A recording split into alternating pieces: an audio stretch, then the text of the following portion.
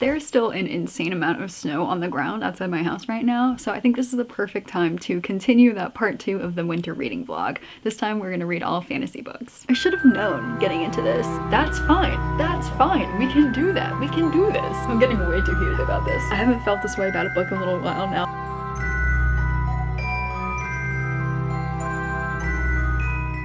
Part 1 to this ended up being a holiday romance vlog, which was totally good. I had some really great reads in that vlog, but there were a lot of fantasy books that I really want to read this winter that I didn't get to in time for that video. So I thought, let's do it today. I really hate exercising, but I've been trying to go to the gym most mornings to walk on the treadmill for an hour and maybe do some weightlifting. And while doing that, listening to an audiobook, but I finished my other audiobook yesterday, and so I went through the list of all of the winter fantasy books that I wanted to read for this vlog, and I found that my library had available an audiobook for The Light Between Worlds. So I was like, oh my gosh, perfect. I'll get the reading vlog started. I'll be a little bit of the way into it by the time I start this video. And I listened to literally a third of it today. I'm all the way up to page 115, chapter 19. The Light Between Worlds I found several years ago, I think in a little free library. And the basic premise of this is literally Narnia. Like, when you come back home from Narnia, how do you fit in again? And that's all I remembered before I pressed play on the audiobook. And so going through, I learned that throughout the story, we're following the youngest sister, because of course there's an older brother and then 2 younger sisters. We're following the youngest sister's perspective, and we bounce back and forth between their time. The first chapter is them being bombed in London in World War II, and they go into a bomb shelter and they find themselves in this magical land, and they're greeted by this very magical stag. So he's Aslan, basically. And then the rest of the story so far has been alternating between their time in the wood back in this magical land where a war is brewing and they are just learning to be in this world, and then back in the present day, which is I think 3 years later, and our youngest sister has returned back to her boarding school and she just feels so adrift. She just knows that she's not home. And so the chapters are really, really short, so we are constantly going back and forth between these 2 times. It's very clear that she feels like she belongs in the wood. She has such a deep magical connection to not only the magic there, but the people there and the world there. And even when she was living in London, she never felt like she belonged there, because thanks to the war, she and her siblings were kind of bounced around. So even their parents feel like strangers.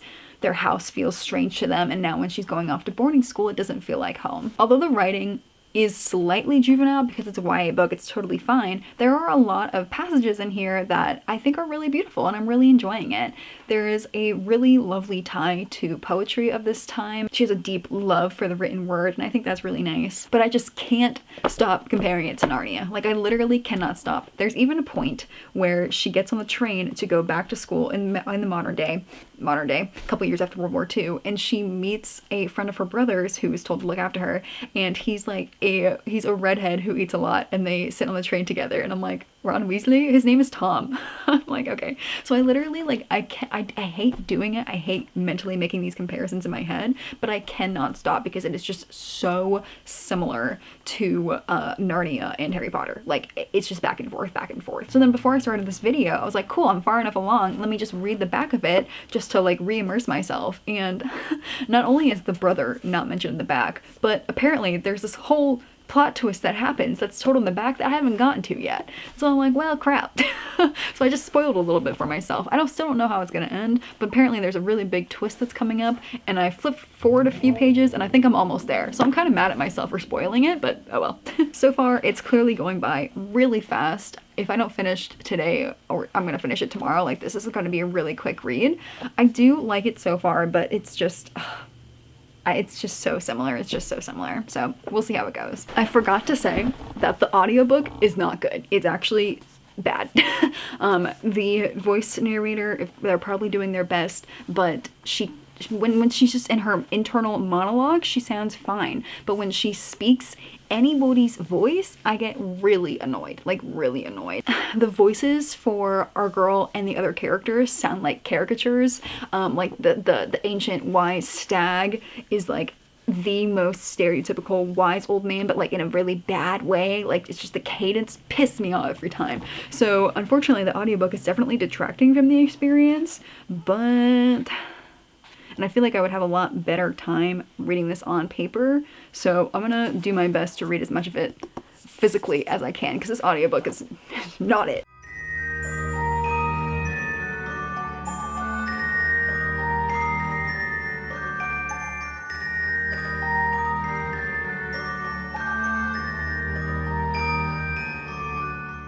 I didn't mean to read this all in one day, but I did, because the level of dread I felt going through this book pushed me forward until I got to the end, because I just needed to know what happened. The best way I can describe this is what happens when you come home from Narnia, but within the contextual real-world understanding of The Lord of the Rings, aka what happens when you return home from a war. Just as Frodo Baggins returns home to the Shire and is different and can no longer live in the peaceful place that he loves and has to leave it forever, the youngest of these three siblings, when she returns back to the real world, she finds herself adrift and that she is no longer home, and that she doesn't understand herself in the context of this new world, even though it remains to be her original world.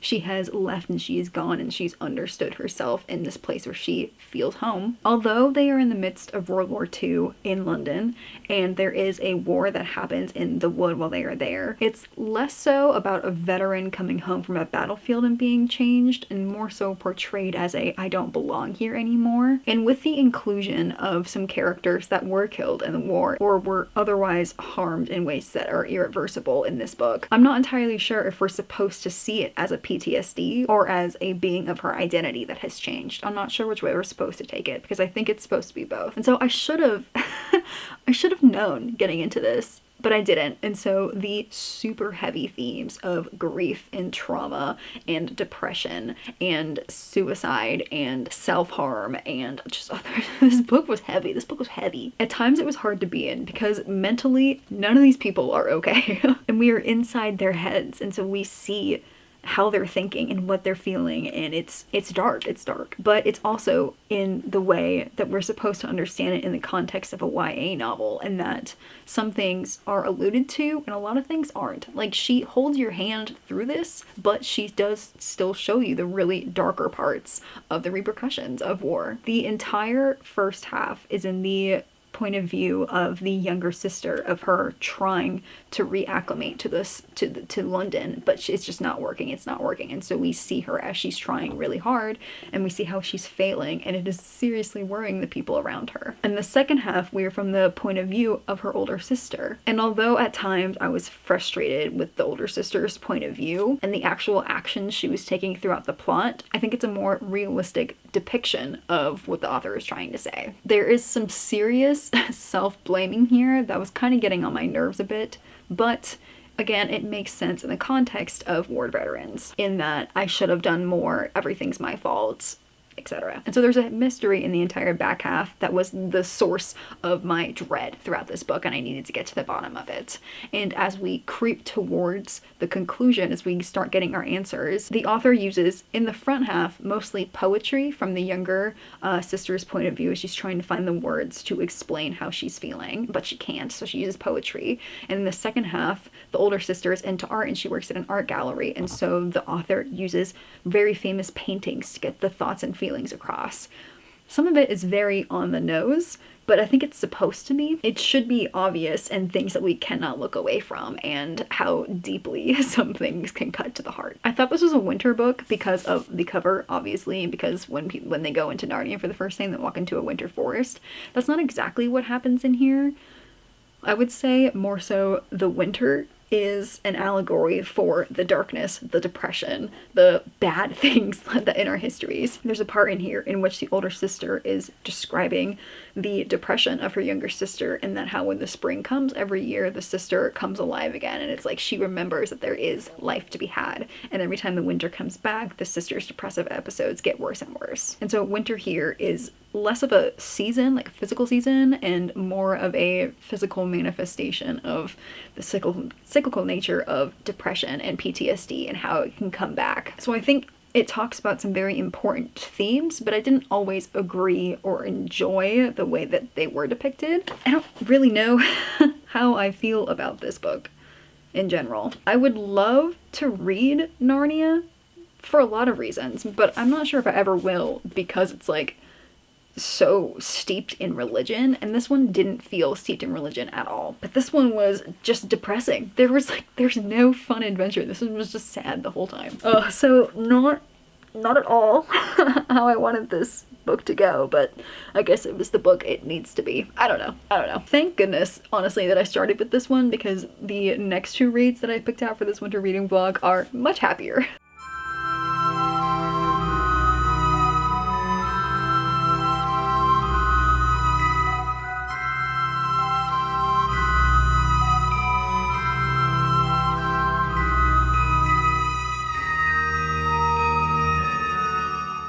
I have been looking forward to Wings of Starlight since this book was announced. I loved the Tinkerbell movies growing up, and of course, as a huge romantasy girly that I've grown into, the story of Queen Clarion and Lord Mallory is one that I desperately craved more of when I was a kid and now as an adult. And so when we got this book announced, I was over the moon, completely over the moon.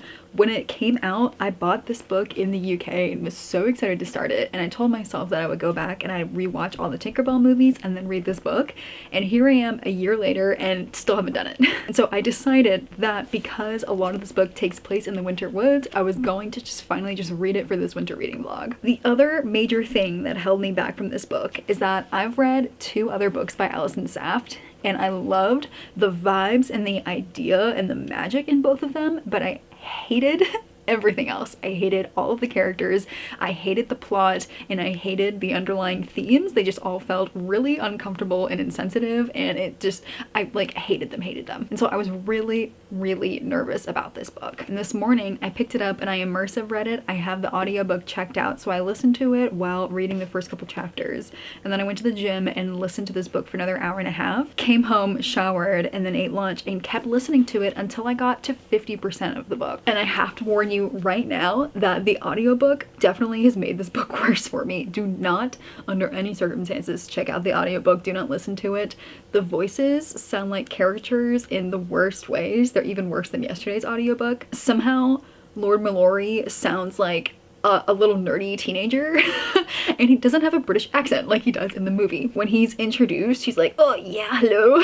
And I'm like, who the hell is this little chump? And then it ends up being him and I'm like, oh no. That was just immediate letdown. How am I supposed to fall in love with him? So after I made it through lunch, I decided that I was gonna stop with the audiobook and I was just going to read this with my eyeballs for the rest. And so throughout dinner, I managed to read a little bit more. So I don't know exactly how far I am into it, but I'm on page 236 now. Part of me really loves this book because there's so many nods to the world of Tinkerbell. Allison Saft has filled the pages with details of things that we saw in the movies, and she's describing the Pixie Hollow tree, and she's putting a lot into this description of the foods that they're eating, what they're wearing, and it feels like I'm back in Pixie Hollow, and I do love that. I really appreciate that the Queen's best friend here is a Tinker Fairy, and she very clearly has a deep love and appreciation for Tinker Fairies, and I'm excited to, because I will go back and rewatch the Tinker movies, so I'm excited to see if that comes across in the movie. But I'm finding myself really disappointed in Queen Clarion as a character.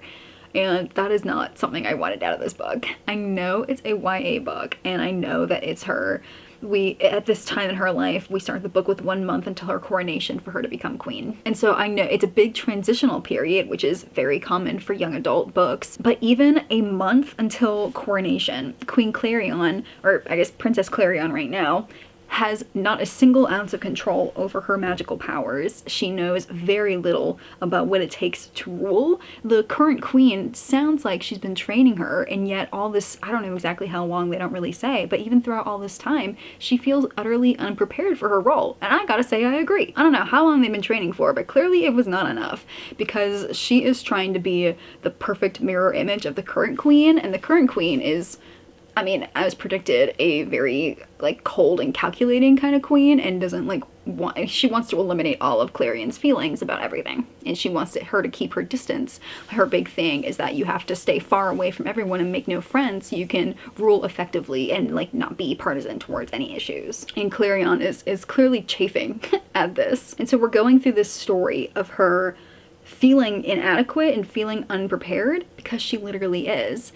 But as she is going into the winter forest and winter woods trying to solve this big problem that they're having across Pixie Hollow, she's finding her courage and her powers through Lord Mallory. And I love him as a character, and I knew I would. We don't really know much about him other than he's pretty lonely and he feels like the weight of the world is on his shoulders right now. But I hate that he is the, like, one and only catalyst for her to change. Like, she wants to save her people, she does, but it's like, why has it taken you this long to get a hold of your powers and, like, who you want to be as a person? Why did it take this gigantic, monstrous thing to happen, and the emergence of probably your one true love for you to be able to get to this? And so, like, as a feminist, it's a little disappointing. I wanted him to support her, not be the thing that's, like, pulling her out. And I'm getting nervous because we start the Tinkerbell movies with them being isolated from each other, and they haven't seen each other in a long time, and they forbid the seasons to visit each other. And so I know this isn't going to end well, and I'm really sad about that, and I'm kind of nervous. Like, I'm getting really nervous about it. I'm really hoping that they solve this major problem, because it wasn't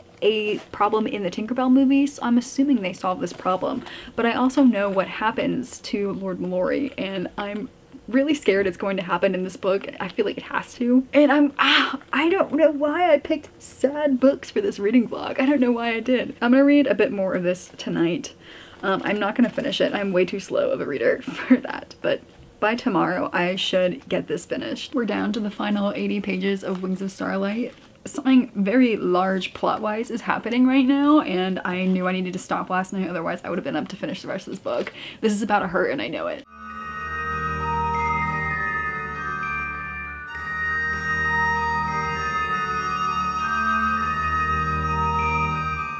The conversation I was dreading is now here, and I'm angry. I'm angry.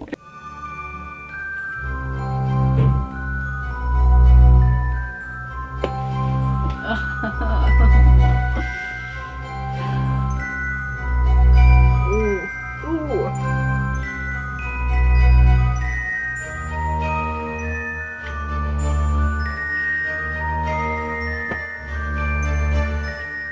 I literally just sat here for a little while after I finished it just to think about this book, and I think I'm gonna have to settle on a 3-star rating for this book, which is disappointing, but honestly exactly what I thought I was going to give it.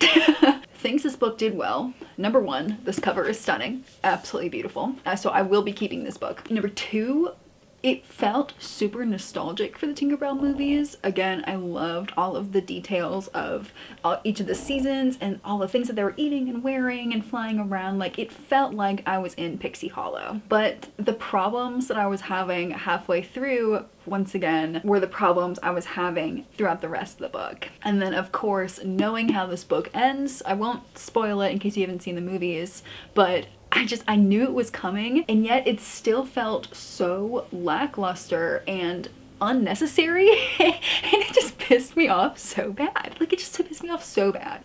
There is something tragic that happens to one of the characters, and the way it was gonna happen, I had strong suspicion of how it was going to happen, and of course it happened exactly how I thought it was going to.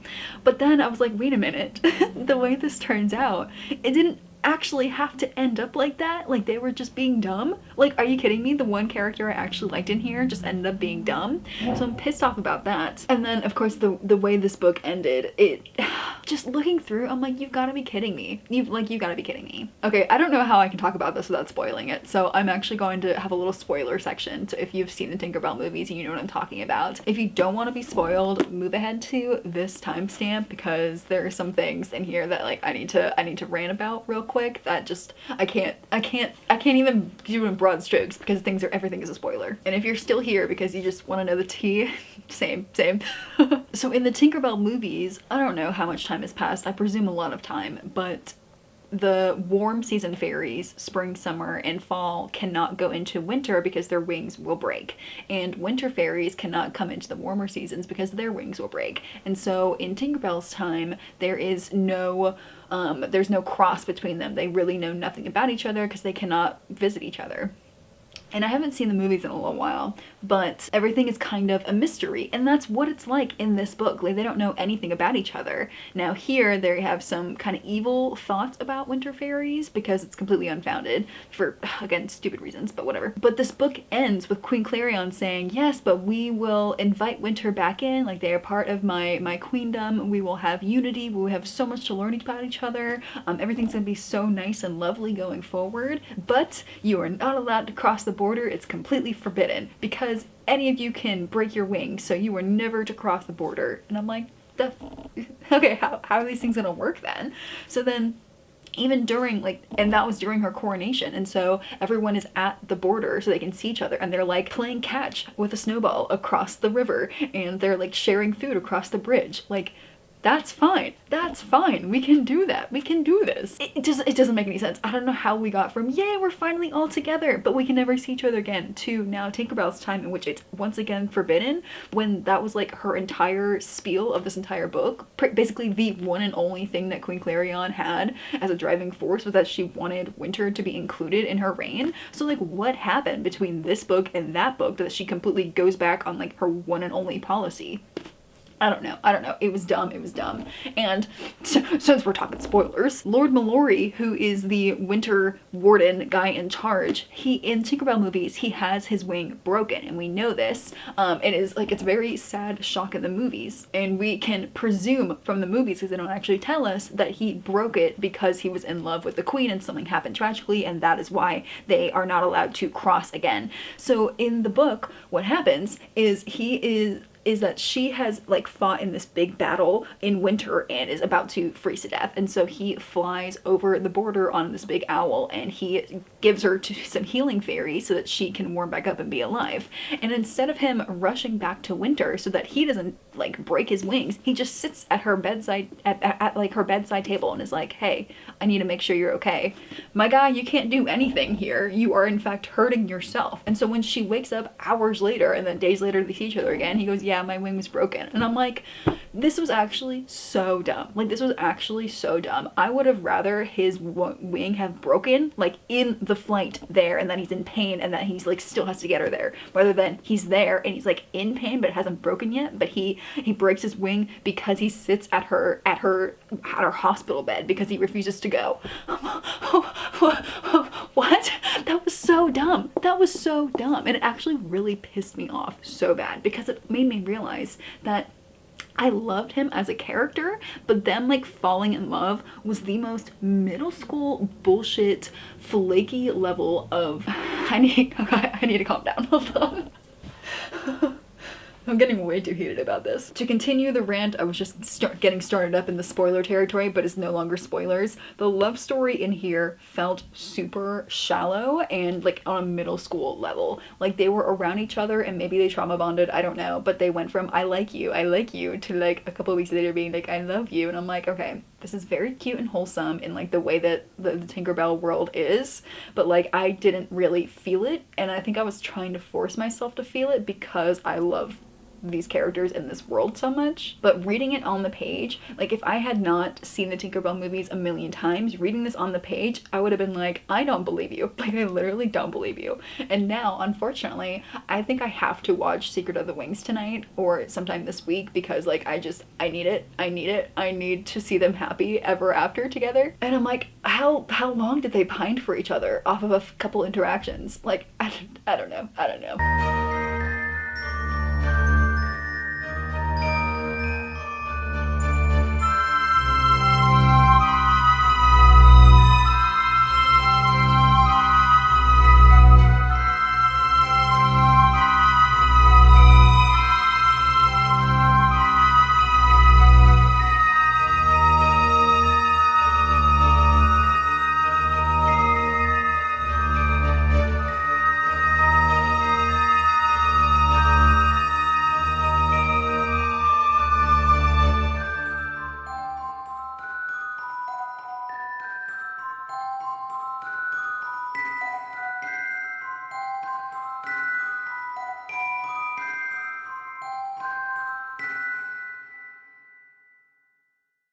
Alright, so the third and final book I'm going to read for this reading vlog is one that I've been so looking forward to for a while. I put it on my 10 before the end and I didn't get to it, and so I knew I was going to read it in this reading vlog. I really hope it's better than the other two books. I cannot wait for Voidwalker by S.A. MacLean. I loved her other book, The Phoenix Keeper, and I have really high hopes for this one, and it just feels so wintry. Look at the back of this book.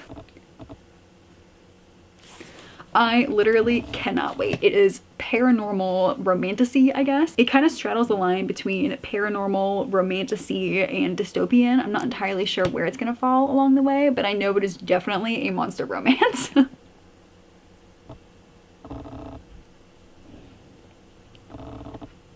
I just finished part 1 of this book. I checked and there are 4 parts, so I guess I'm about a quarter of the way through. And this book is way more political than I thought it was, in the way that the politics are a bit larger than I thought. I didn't read the blurb before going into this because I knew basically what it was about, being a void smuggler, and I know she gets, I guess, caught by this guy, the ruler of her realm. So I knew all that, and I was like, you know what, that's enough for me to go into it. But I don't even think that if I did reread the blurb now, it would tell me how big this story is. It's a lot larger than just a couple people. Like, there are political changes at like the national level, I'll call it. And so that is a surprise. It makes more sense to me this is a series. I know this first book came out kind of recently, so I know I'm gonna have to wait a while for the second book, unfortunately. But that makes more sense because the stakes are a lot higher than I thought. And I've already seen a lot of people died. So this is not as cozy as I thought it was, but it's okay because it actually is really, really good. This book really straddles the line between sci-fi and fantasy. There's a lot of like energy and technological advancements that are part of this world that are really fascinating to me. I'm not really a sci-fi person, but I'm finding that when combined with this world and these creatures, it's really, really fascinating to me. I had no idea this book was like this, but there are like these worlds that are kind of near each other and they're seasonal. So she lives in the winter world, but we open up with her journeying into the autumn world and she talks about the spring and summer worlds, and I love, love, love books that are like that. I had no idea this one was going to be like that, so that was a really lovely surprise. Absolutely confirmed that this is a winter book, obviously, because her home is in the Winterlands. I love our main character. She is hilarious. She has a pretty interesting backstory, which we're slowly being hinted into, and I love how she's like, we have her internal monologue and she goes into these situations where she's scared, and it's very, you know, it's very reasonable to be scared in these situations, but she's like, no, you can't back down, like, you're stronger than this, like, you built up a reputation to be the best smuggler, like, you're better than this. And so she kind of hypes herself up, and I love that about her. I love that she's able to push herself to get into these situations and to figure out how to get herself out of them when they turn very dangerous. She is a total badass, and I am loving that. That is her. She is so cool. I really love her. The rainbow hair is super millennial, and it's been mentioned like 8 times, and I'm like, we get it, we get it. But other than that, it's totally fine. And then this is our love interest. He is the ruler of the winter area, not all of winter, but just that area of winter. And he so far has been a very, like, I wouldn't say kind and just ruler, but as well as his species can, because this species, they eat humans to be able to survive. And so some territories and some people have, or not people, these people have set up systems that the people kind of offer themselves. It's very interesting. The book starts out by him eating someone, and it was kind of brutal, and I was like, oh my god. Yeah, so that was a jaw dropping opener, and I think it really set the scene. Just like in A.C. MacLean's other book, The Phoenix Keeper, this is lush with description. You really kind of have to pay attention as she's describing things. Like, I really have to slow it down and just let myself wander through the words as she's going through, you know, as we going through the towns or the buildings or, you know, wherever we are, she's going to describe it. And so going through, you know you're there, you know what it looks like, you know what everything looks like, smells like, you know the temperature, and sometimes that can be tedious, but I really love the way S.A. MacLean does it. So I am fully immersed in this book. I told myself while a video was uploading, I was just going to read like the first chapter or 2 just while the book was uploading, and here I am 145 pages later, not having done anything else because I just wanted to keep reading. And I really only stopped because part 1 ended, and I was like, all right, go do something else. You got work to do. But yeah, I'm so happy. I'm loving it. I really, really wanted this to be a hit, and so far it is. I'm a little scared because the stakes are really high, especially to where we are now. The stakes are high, but I know this is a smutty book, and so I'm like, okay, I really don't want it to fall into the trapping that happens sometimes where, like, people are dying, things need to be getting done, and yet they're really distracted by horniness. stakes. I really hate that in books, and I'm really scared that might happen here because, like I said, the stakes are way higher than I was expecting. I knew this was a smutty book. I didn't know the stakes would be so high. So I am a little hesitant now, but full steam ahead. I am loving it so far. Definitely one of the most unique books I've ever read. So I stayed up super late last night reading this book. I did not want to stop. I did not want to stop. I was having the best time. I love all the characters in this world. I really love the plot. I love the world that they're in. This is such a good book. I'm thrilled. I haven't felt this way about a book in a little while now, and I'm so thrilled. And I woke up this morning, first thought was I want to read my book, and that's how you know. That's how you know. So I took a shower and now I've just been sitting here reading, and I just got to part 4, and part 3 we've been having a pretty good time as we're doing the build up towards the climax of the book, and it's about to start. So I have about 160 pages left, and I am gonna sit here and finish it right now. Like I'm loving this book. I'm loving it. I'm a little scared though because I know this is book 1 of a new series, and so I know it's gonna leave off with a cliffhanger, and I don't know. I'm really nervous. If anybody dies, I'm gonna be distraught because I'm so attached to these characters, and it's just, oh, I don't know how it's gonna go. I did just sit here and finish. I literally have done nothing else today other than finish this book. Final rating, a very, very strong 4.5-star book for me. There were 3 things that kept this from being a perfect 5-star for me. Number 1, the inciting incident. Okay, I had to make sure I was not going to give any spoilers. The inciting incident, it says it on the flap there, is Fee is hired to smuggle a bomb into the Capitol building, and she doesn't initially know that it's a bomb, but once she figures it out, she still continues to smuggle it into the building, and I don't know what she was thinking because they told her that it was just payment for something to smuggle in a vase. But then the entire Capitol building blows up. Never would have guessed, never would have guessed. And so she's shocked that the bomb that she smuggled in actually was targeted for the Capitol building, and it made everything explode, and a lot of people died. And that was the inciting incident for this whole thing, because it was part of a bigger plan and she was an unwilling pawn. So then afterwards she's like, I have to fix it, like I had no idea. So like first bit of thing that I didn't like is that, like, girly, I get it, but like you smuggled in a bomb. I don't know, at any point she could have, you know, I wish she hadn't figured it out.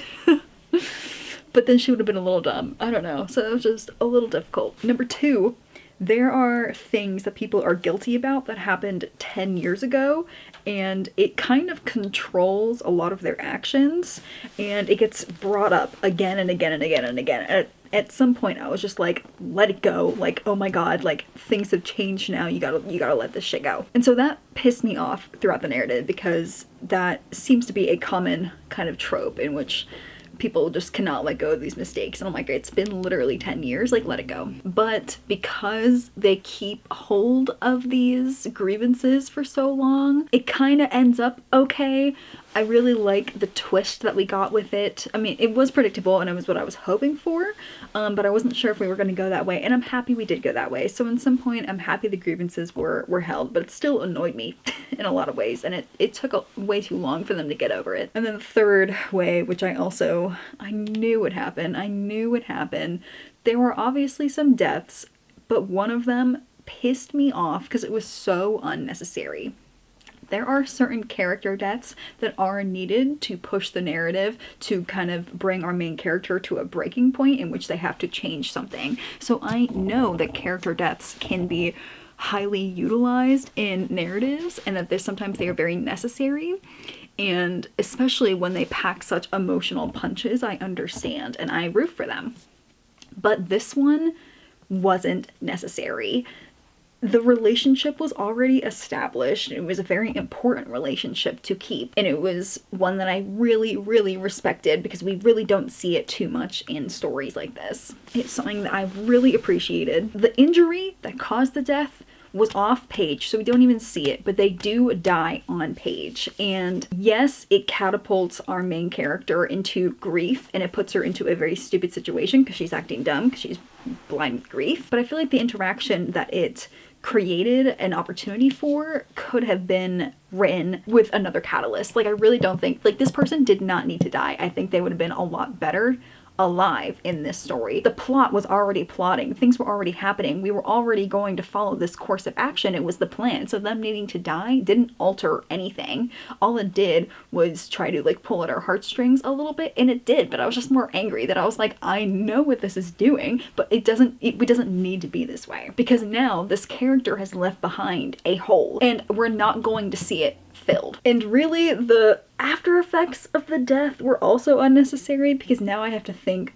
in terms of that, and I wish I could explain what I'm talking about, but that would be a huge spoiler. But seriously, aside from those three things, this book was perfect. It was so perfect. I was sat reading for hours because I didn't want it to go. I loved both our main characters. They are both strong characters. They are fierce, they are competent, and they have a lot to themselves and a lot that they can give. I love them together. Their dynamic was beautifully done, beautifully done. They got together maybe about halfway through, but even still, they weren't like together. It was enough of a slow burn that it appeased me in that way, but it was also enough that I believed their relationship. I love their dynamic together. I love that even though he clearly has claws and antlers and fangs and whatnot and a tail, she is on equal footing with him. And they really work to have that equal footing. And so I appreciate it so much. In the Dear Elimicrate reader note, she writes, as Fee and Antle journey from enemies to reluctant allies to lovers, they'll find a match in each other's ferocity, but an even more terrifying challenge in showing their softer sides. It was important to me that Antle be as formidable as an immortal, man-eating creature ought to be, but it was equally important that Fee is never a damsel in distress, that she can hold her own against him. Fee falls for Antle because he makes her feel like she has claws. He falls for her because she makes him feel like he doesn't. And so the fact that they are constantly surprising each other throughout the narrative, because everyone has always been afraid of him, and she starts out afraid of him, but then becomes not afraid of him, and it's just, oh, it's so good, it's so good. Also, the consent in this book is top tier. It's very well done. Also, in the Dear Elimicrate reader note, she goes on to saying she wants to create a brand new world not based on existing mythology or retellings. Her biology background creeps in, and you can totally see it. I love how unique this world is. I've never read anything like it. She's inspired by arboreal predators, which makes perfect sense. So mountainous big cats. She's particularly fond of the science behind energy shaping, and that was a big part of it. That's where the sci-fi stuff came in. This was such a wonderful blend of sci-fi and fantasy together. The world, the people, the politics felt very fantasy to me, and I loved it. But then we had this world of shaping your energy within you, of how the world runs on these certain like conduits of this kind of energy. And so that was just enough sciencey sci-fi tech that made me feel like it bridged the gap really well.